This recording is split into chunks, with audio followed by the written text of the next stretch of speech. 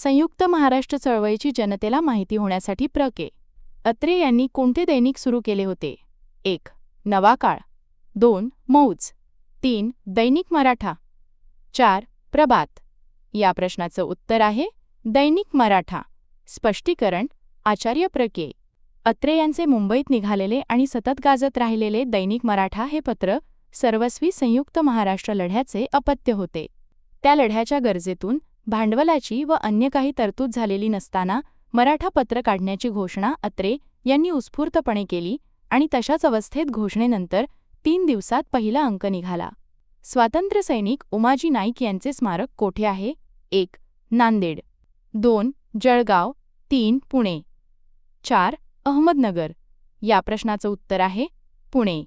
स्पष्टीकरण. उमाजी नाईक यांचे स्मारक भिवडी, पुणे येथे आहे. उमाजी नाईक यांनी रामोशांच्या बंडाचे नेतृत्व केले. क्रांतिकारी कारवायांमुळे त्यांना पुणे तहसीलमध्ये फाशी देण्यात आले. आणि आपल्या चॅनलला सबस्क्राईब करा.